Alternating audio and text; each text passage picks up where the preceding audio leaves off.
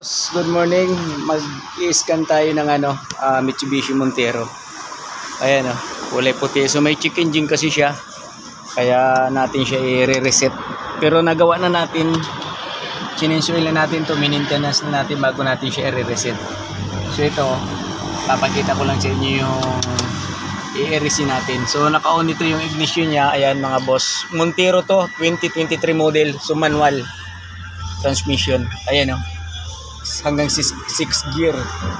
Ibig sabihin napakatulin nito mga boss. So i-reset natin mga boss kasi pag umaandar nandito pa rin yung kanyang check engine. So lumabas yung check engine niya kasi umabot na siya ng 8,000 kilometers. So dapat 5,000 kilometers nagpapa-change oil na siya. So si boss umabot ng 8,000 kaya nag-check engine na siya. Tapos syempre yung nireset na rin natin yung lumabas dito sa maintenance required. So nawala na siya. So ngayon ang i-reset na lang natin mga boss, itong check engine na lang ang ating i-reset. So naka-on yan siya kaya lahat nakailaw.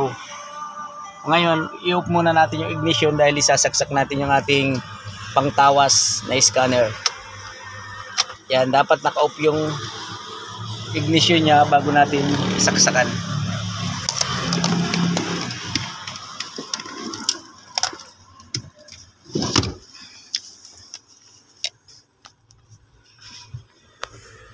Ito mga bossing yung kanyang lagayan ng scanner natin. Ayan scanner nating mamahalin. Yan. So malaking bagay ito, ganun ganito lang to. Marami na itong natulungan. Ayan saksak natin yung OBD2 scanner. Yun.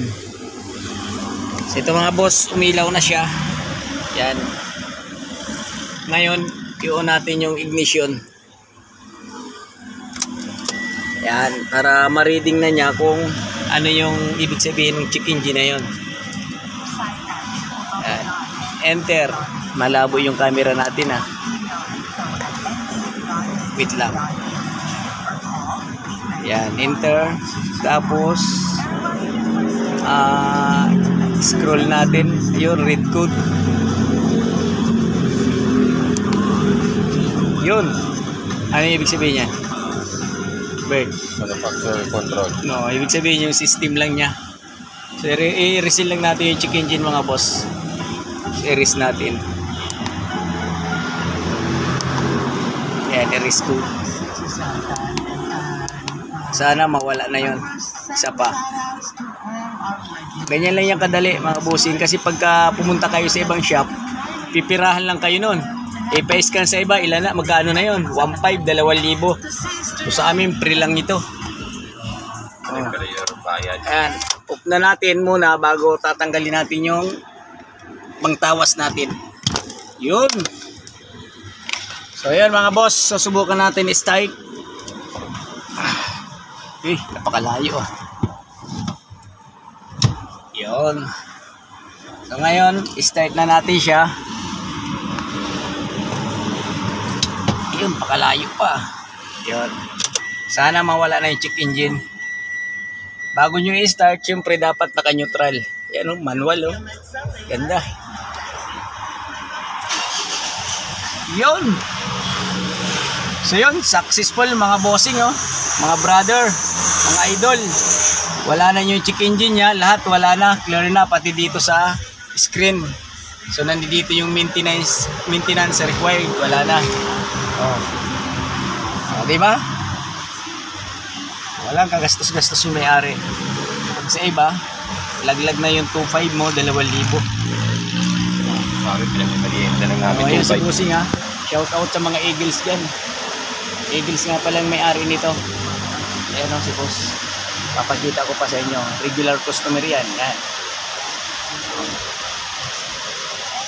Ayos.